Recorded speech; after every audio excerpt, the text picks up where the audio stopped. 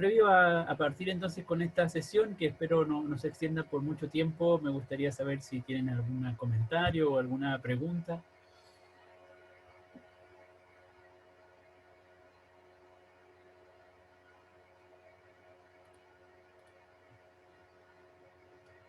Gracias, Pablo, de acuerdo. Entonces, avanzamos.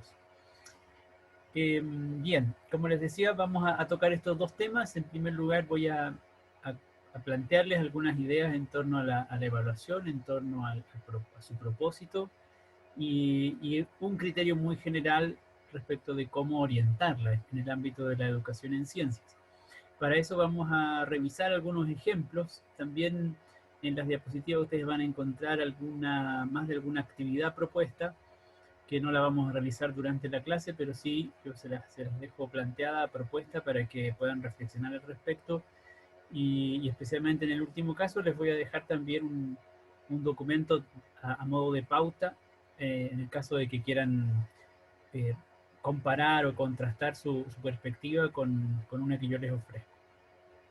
Y en segundo lugar les voy a presentar entonces el taller de la unidad 3, con por supuesto el respectivo formato y los plazos respectivos, que más o menos son los que ya hemos aplicado en los talleres anteriores y también estaban previstos en el programa del curso.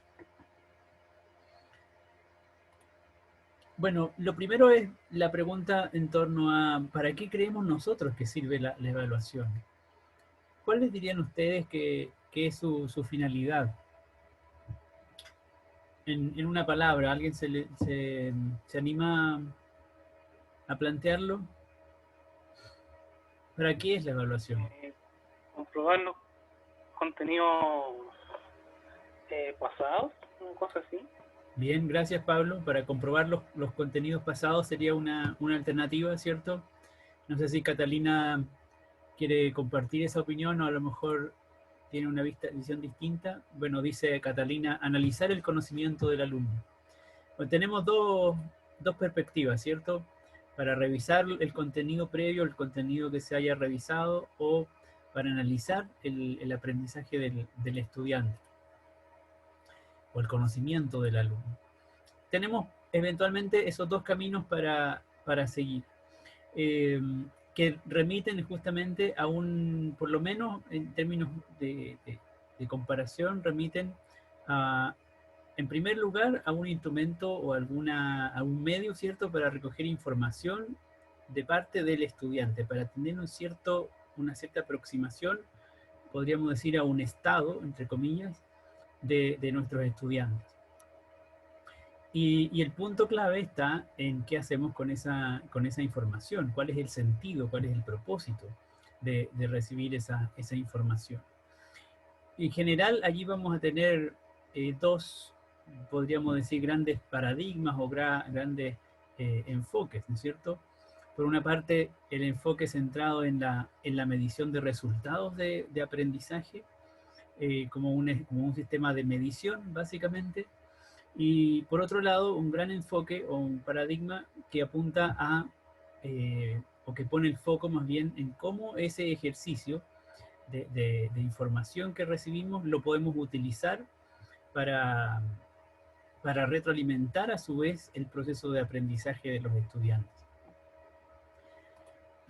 En ese sentido, por una parte, sin duda, la evaluación tiene que ver con recolectar evidencias acerca de los estudiantes, acerca de lo que han aprendido. Y en ese sentido podríamos decir, claro, tiene que ver con analizar digamos, una manera de analizar el conocimiento de los estudiantes o su aprendizaje. O eventualmente también podríamos decir, como decía Pablo, una manera de revisar lo que se ha pasado, el contenido que se ha visto previamente. Pero luego, por supuesto, una vez que hacemos esa recolección, tenemos que hacer algo con esas evidencias. Y lo primero que se viene a la mente es la posibilidad de analizar esas evidencias. Obviamente no nos quedamos en el ejercicio de mirar los datos o mirar los resultados, sino que hacemos juicios al respecto. Hacemos juicios respecto del nivel de progreso o de aprendizaje que nuestros estudiantes tienen, por ejemplo, o podemos incluso hacer juicios acerca de la efectividad de de nuestra práctica docente, y en la medida en que esos juicios son más o menos críticos respecto de nuestra propia práctica docente, entonces eventualmente a partir de ello podríamos determinar planes de acción, es decir, un curso a seguir. Frente a los resultados que observamos, entonces, ¿qué hacemos? Una posibilidad, por supuesto, es no hacer nada, no hacerse cargo frente a esos resultados, dependiendo de cuáles sean, o eventualmente sí reconocer que hay algo que tenemos que modificar o que tenemos que mejorar frente al proceso de enseñanza-aprendizaje que llevamos a cabo con nuestros estudiantes. Así es que especialmente tiene que ver con recolectar evidencia para poder hacer un juicio acerca del proceso de enseñanza-aprendizaje y entonces a partir de esos juicios determinar o definir un curso de acción. Bajo el supuesto de que siempre todas nuestras acciones están orientadas a obtener más y mejores aprendizajes, más y mejores experiencias formativas para nuestros estudiantes. Buenas tardes, Mariel, veo que se ha sumado a la clase, bienvenida. Bueno, dicho estas primeras ideas iniciales, vamos a mirar un ejemplo, a ver si podemos comentar un par de cosas sobre este caso. Se trata, vamos a decir así, de un estudio de caso. Aquí se describe una situación en la cual en sexto básico los estudiantes estudiaron las células observándolas al microscopio, comparando células de diferentes organismos e identificando qué partes se podían distinguir. Luego compararon qué tenían en común todas las células observadas, incorporando ejemplos de otras células mediante láminas. Discutieron qué tenían de diferente, poniendo el acento en la forma, la función y la ubicación en el organismo de los diferentes tipos de células. Entonces estas últimas preguntas con el fondo verde son para ustedes. Vista esta situación, o digamos, revisado esta descripción, ¿cuál sería, creen ustedes, la principal o las principales habilidades científicas o competencias científicas que se están promoviendo o que se están desarrollando en esta clase de sexto básico? ¿Alguien tiene alguna propuesta? Los estudiantes básicamente van probablemente a un espacio en el cual hay implementos de laboratorio y observan al microscopio diferentes células de diferentes organismos y hacen comparaciones entre esas células que observan con otras que están dibujadas en láminas y discuten acerca de sus semejanzas y diferencias poniendo el foco en forma, función y ubicación en el organismo. ¿Qué competencia o qué habilidad científica dirían ustedes que se están fomentando en este ejercicio? Puede ser la observación, ¿no? De acuerdo, Pablo, muy bien. Efectivamente, aquí los estudiantes claramente están realizando observación. Probablemente el hecho de que identifiquen ciertas partes o ciertas estructuras también implica que hagan un ejercicio de descripción. Entonces observan los fenómenos o los objetos del mundo natural, describen, ¿cierto? En este caso células. Y también las comparan estructura, forma, función de distintos ejemplares de células. Así es que en términos de habilidades, efectivamente, como dice Pablo, la observación es una habilidad clave que se está desarrollando acá. La descripción probablemente y la comparación o contraste entre distintos ejemplares. ¿Y cuál será el concepto clave o la idea central que aparece como trasfondo o que está presente en este ejercicio, en esta actividad?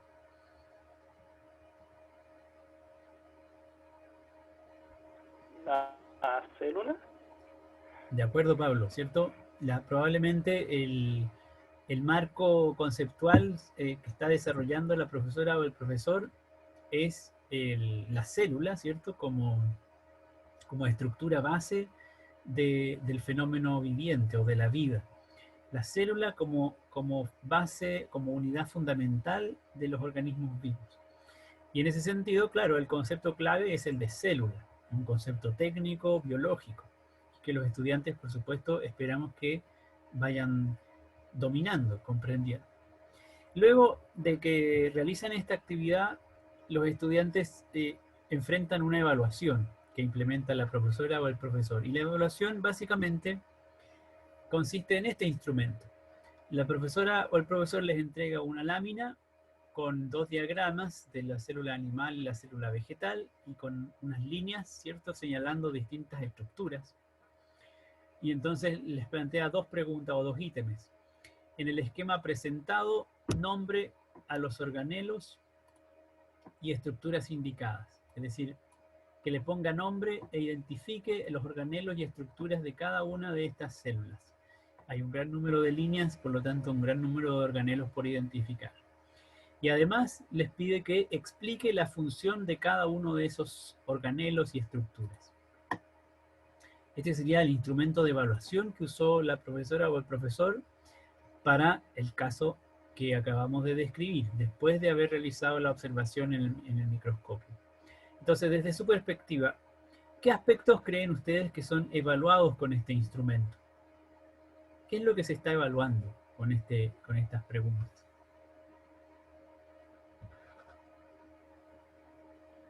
Los organelos y las funciones de su estructura.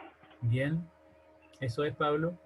Se está evaluando sin duda si los estudiantes reconocen y si saben además, si recuerdan los nombres de algunos organelos y de sus respectivas estructuras.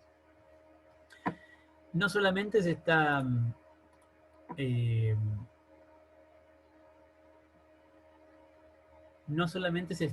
evaluando nombres e identificación de organelo y estructuras, porque además se está evaluando una habilidad explicativa.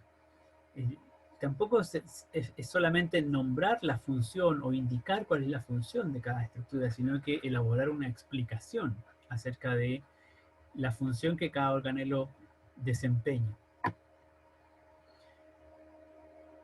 Entonces, frente a eso que se está evaluando en este instrumento, nosotros tendríamos que preguntarnos si acaso lo que se evalúa será o no coherente con lo que se enseñó en la clase y con la forma en que se enseñó.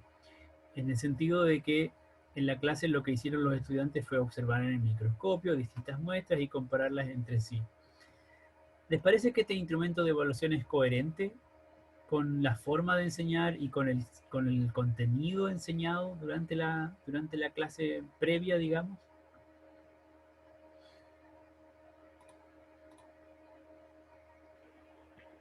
Yo creo que no, que faltó la explicación de las funciones del organelo. De acuerdo, Pablo. Por una parte, en la parte previa, digamos, en la actividad previa, no hubo ninguna discusión, ningún desarrollo en torno a la explicación sobre las funciones. Sí hubo una discusión entre los estudiantes respecto de las posibles funciones que las células o las estructuras de la célula podían realizar a partir de lo observado, porque no teníamos antecedentes de que hubiera otra información para que los estudiantes desarrollaran o trabajaran durante la clase. Así que por una parte, efectivamente tenemos aquí un problema de coherencia en el sentido de que el instrumento de evaluación está pidiendo que el estudiante demuestre su habilidad para explicar ciertas funciones, mientras que en el momento previo o en la clase previa no hubo un espacio en el cual desarrollara esa habilidad. Lo que vimos es que los estudiantes desarrollaban la habilidad para observar, para describir, para comparar, y sin embargo, en esta evaluación esas habilidades no están presentes. Incluso podríamos discutir el hecho de que a partir de la observación en el microscopio y de la comparación entre distintas muestras, los estudiantes estuvieran en condiciones de identificar organelos. Probablemente identifiquen estructuras mediante la observación y la descripción. Puedan a lo mejor representarlas, pero una cosa muy distinta es identificarlas nombrándolas y además asociándole una función específica.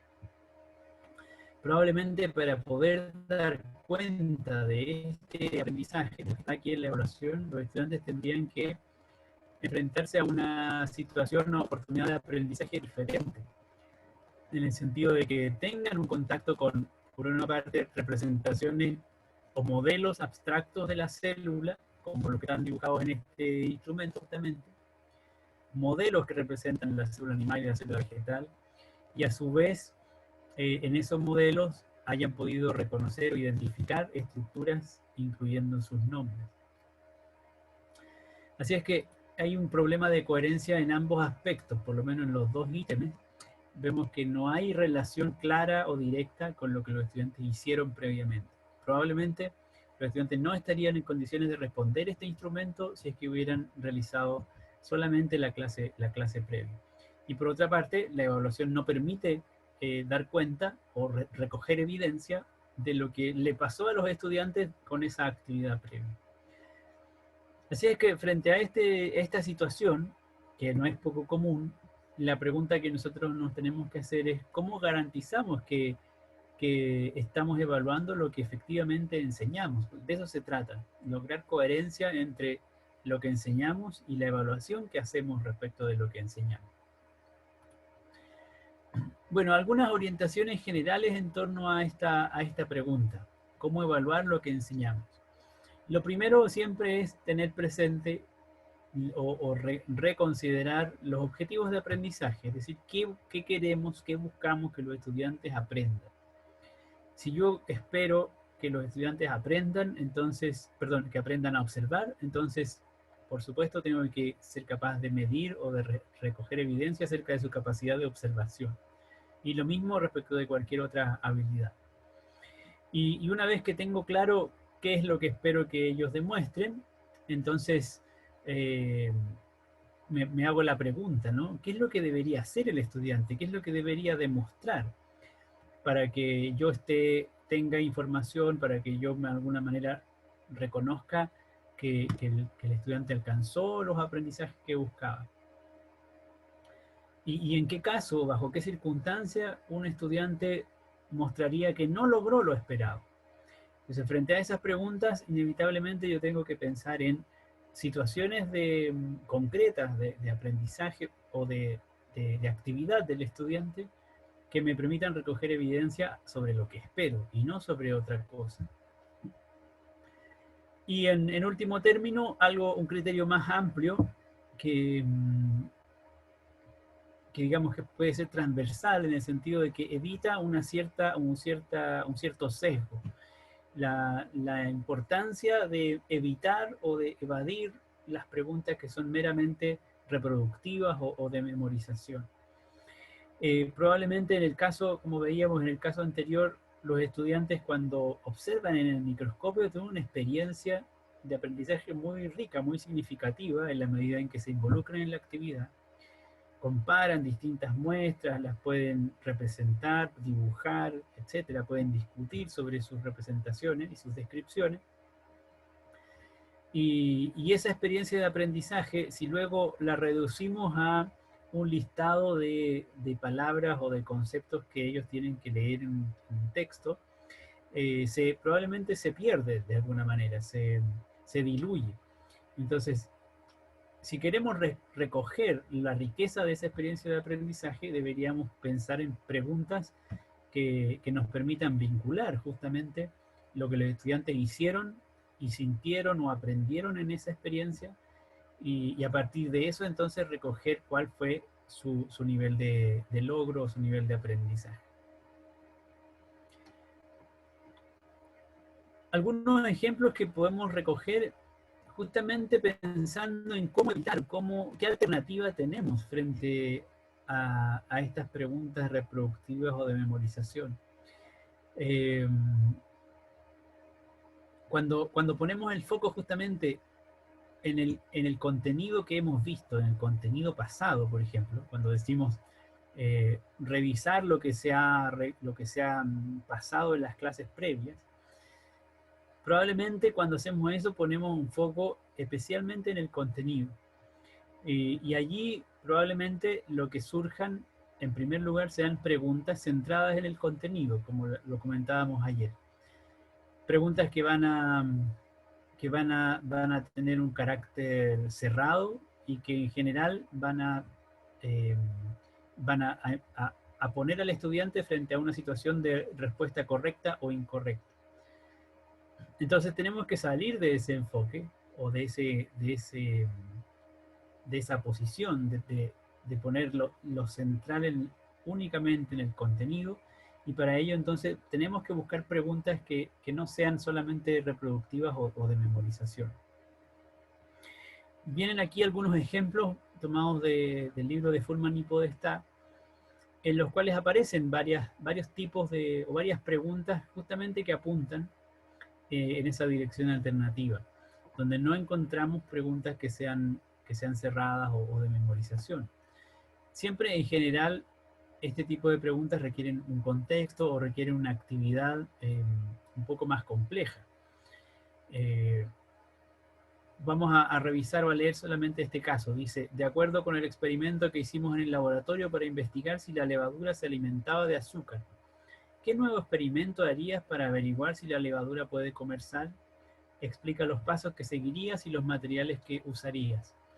Si se fijan, es una respuesta bastante abierta, bastante compleja, y que está centrada más en la actividad que los estudiantes hicieron, en los procedimientos que realizan y en las habilidades que logran desarrollar y demostrar, más que en el contenido propiamente, en el contenido conceptual. En este caso, en la alimentación de la levadura, como un organismo vivo. Y fíjense cómo las otras preguntas siguen complementando la misma lógica. ¿Qué resultados esperarías obtener si la levadura come sal? Si es que la levadura se alimenta de sal, eventualmente se va a desarrollar, se va a reproducir, y va a crecer, va a aumentar su volumen. Y si no la come, bueno, los estudiantes tendrán que pensar qué ocurriría si no la come. En ese sentido, están poniendo en juego las habilidades las habilidades científicas que pusieron en juego durante la investigación, pero al mismo tiempo está presente, ¿cierto?, la idea de nutrición, de desarrollo, de crecimiento, en el caso de un ser vivo en particular como es la levadura. Y en todos los casos, ninguna de estas preguntas se trata de una pregunta centrada en el contenido o una pregunta memorística o cerrada, sino todo lo contrario, son preguntas abiertas que están centradas en el sujeto. Fíjense que dice, ¿qué resultados esperas observar? ¿Qué es lo que tú esperarías ver? Y frente a esa posibilidad, el estudiante, por supuesto, va a tener distintas alternativas dependiendo de sus propias habilidades. Hay otro ejemplo que ustedes van a poder revisar con algo más de detalle, que son de mismas autores que apuntan en el mismo sentido. Hay un contexto, ¿cierto?, donde se describe alguna situación, en este caso cotidiana, que tiene que ver con el calentamiento de una cuchara, y entonces pueden comparar qué es lo que observan después de un tiempo con la transferencia de calor. Y frente a esa situación, bueno, las preguntas son de nuevo centradas en el sujeto, abiertas, productivas, porque van a invitar al diálogo, a la discusión, que fomentan el razonamiento de los estudiantes, que los invitan a descubrir ideas. Por ejemplo, ¿qué piensas que querían averiguar los personajes de la historia con el experimento? ¿Qué conclusiones sacaron del experimento? Y así sucesivamente. Nuevamente aquí lo central, por una parte, las preguntas que evitan, ¿cierto?, la medición de conocimientos cerrados, y por otra parte, la coherencia entre la habilidad que se desarrolla y la pregunta que hacemos y que apunta justamente a evaluar esas habilidades.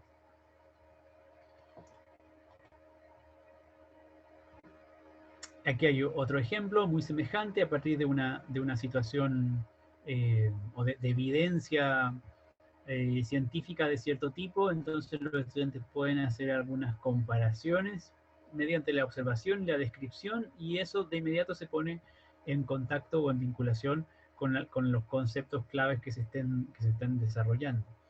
En este caso, el tipo de dentadura y por lo tanto el tipo de alimentación que tienen estos animales.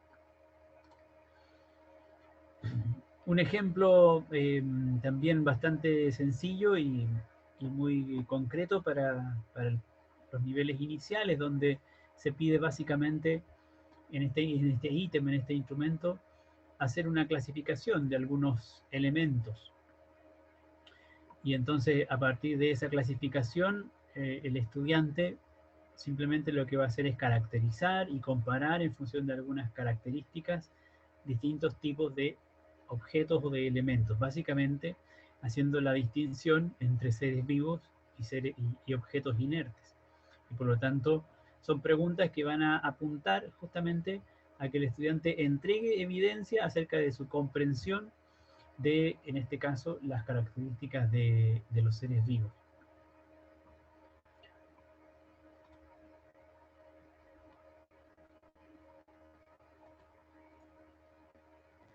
Bueno, frente a, a estos instrumentos, a estos ejemplos, ¿cierto?, que revisábamos, eh, surge la polaridad o la tensión entre la evaluación del aprendizaje o la evaluación para el aprendizaje. En cierta manera, los ejemplos de ítems que revisamos son ejemplos que podríamos utilizar como instrumentos de evaluación para el aprendizaje. ¿Cuál es el énfasis o cuál es el sentido de la evaluación para el aprendizaje? Básicamente que es un ejercicio de integración de la enseñanza con el aprendizaje, en el sentido de que los instrumentos que utilizamos en este caso para evaluar resultan más auténticos y desafiantes para los estudiantes, porque de alguna manera les sirven también para aprender y demostrar sus desempeños. No es simplemente un instrumento de medición ajeno, ¿cierto?, a lo que los estudiantes les está pasando. O sea, asumimos que mediante la evaluación los estudiantes también están enfrentando una oportunidad formativa. Así es que la cuestión es cómo lograr que los estudiantes se apropien de la evaluación como un insumo para mejorar su propio aprendizaje. Algunas características que la literatura, digamos, plantea en torno a la evaluación para el aprendizaje es que es importante en primer lugar explicitar cuál es el sentido, cuál es el propósito de lo que se va a realizar y por lo tanto qué es lo que se espera que los estudiantes aprendan. En ese sentido es óptimo que los estudiantes reconozcan en primer lugar por qué están haciendo lo que están haciendo.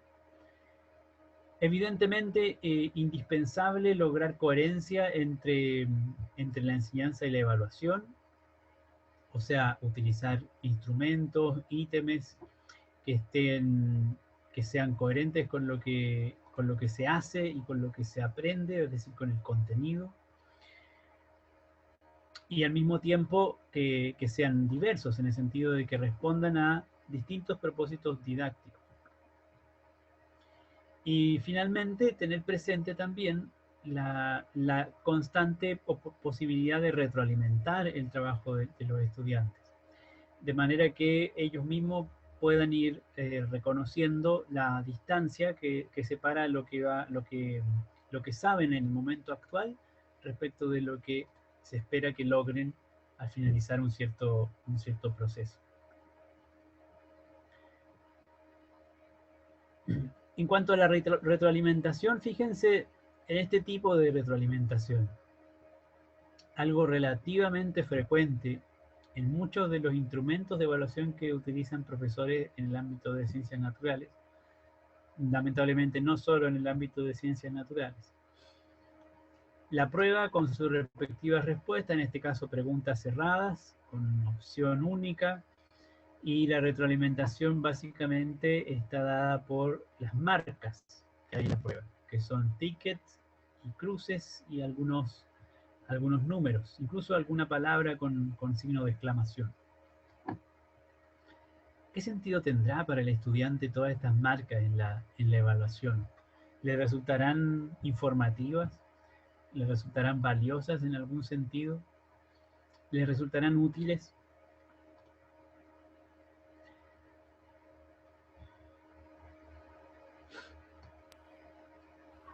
Yo creo que no.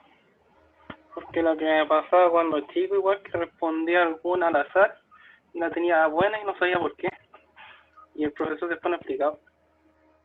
Buen punto, Pablo. Efectivamente, ¿cierto? Una dificultad con este tipo de retroalimentaciones que resulta poco significativa o casi vacía en términos en términos informativos para el estudiante.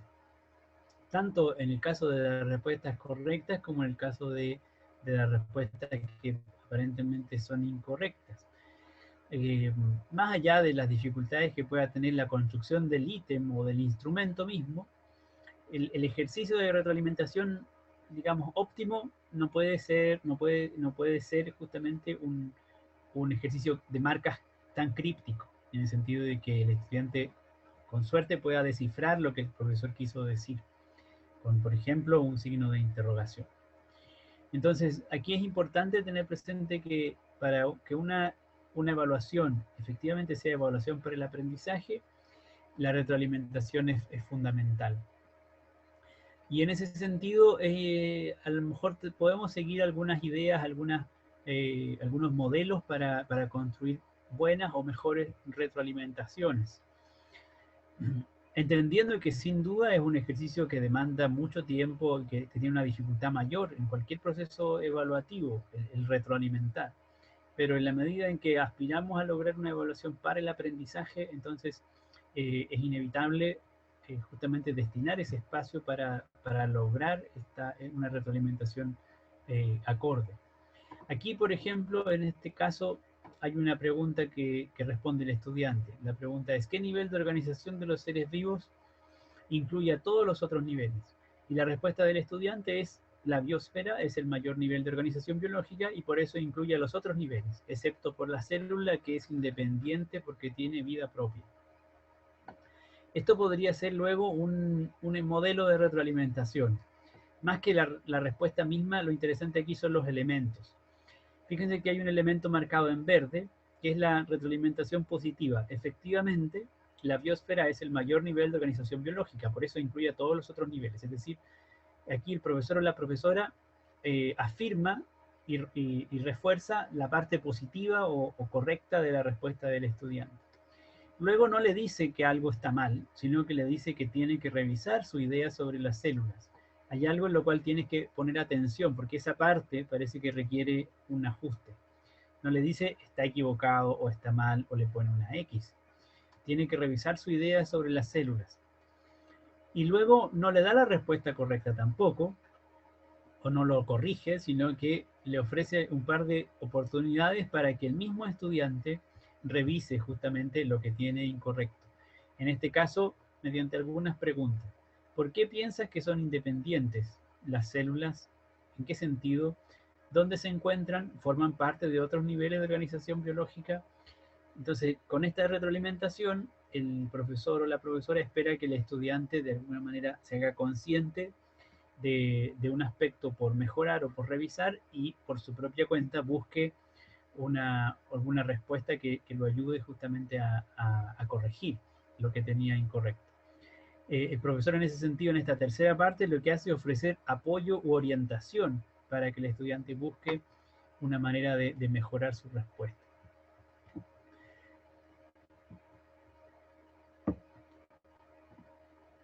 Tengo la impresión de que debe quedar muy pocos minutos o segundos de esta sesión antes de que se desconecte de manera o de que se interrumpa. Voy a reconectarme de inmediato para dar la segunda parte y final de la sesión, ¿ya?